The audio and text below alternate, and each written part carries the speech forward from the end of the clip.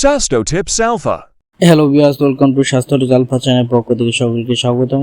আজকের ভিডিওতে আমরা জানবো শিশুদের জন্য একটি অ্যান্টিবায়োটিক জাতীয় মেডিসিন ফিক্সেড সাসপেন্স এর সম্পর্কে। ভিডিওতে আমি আপনাদেরকে জানিয়ে দিব এই ফিক্সেড সাসপেন্স আপনার বাচ্চাকে কোন কোন সমস্যার জন্য খাওয়াতে পারবেন, বা মেডিসিন কীভাবে তৈরি করবেন, বা মেডিসিনের খাওয়ার পরিমাণ, পার্শ্ববর্তী বিভিন্ন তথ্যগুলো এই ভিডিওতে আমি আপনাদেরকে জানিয়ে দেবো। আশা করি এটা আপনার প্রয়োজন হতে পারে।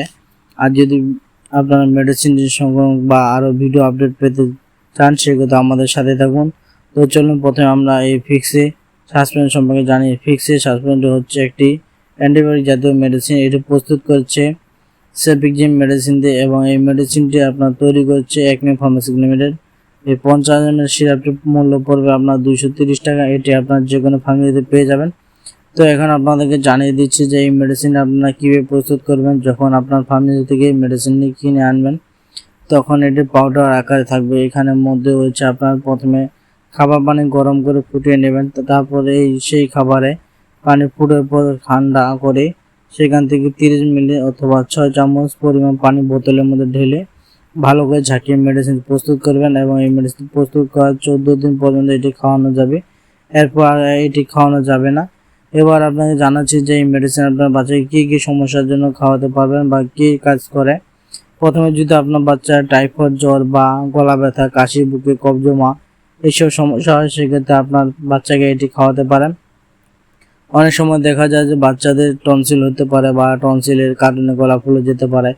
তো এই সকল সমস্যার জন্য এই প্রেসক্রাইব করা হয়ে থাকে। এছাড়া আপনার দেখা যায় যে বাচ্চাদের প্রস্রাবের রাস্তায় যদি ইনফেকশন হয় সেক্ষেত্রে এটি দেওয়া হয়।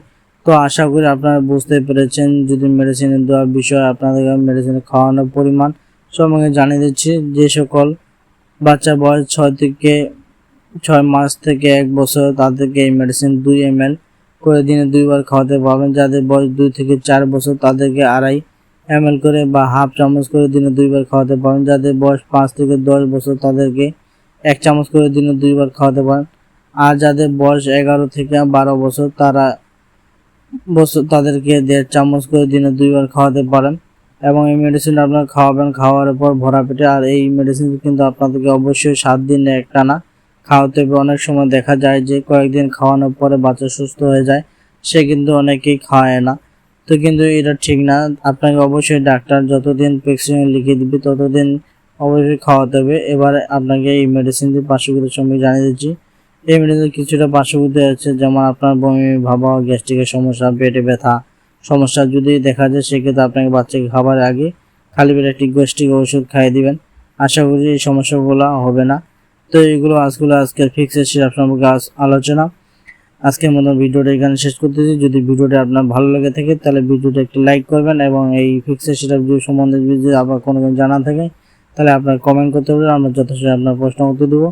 আর যদি আপনি আমার চ্যানেল নতুন সদস্য হয়ে থাকেন চ্যানেলটা অবশ্যই সাবস্ক্রাইব করে এবং পাশে থাকা বেল বাটনটি ক্লিক করে রাখবেন।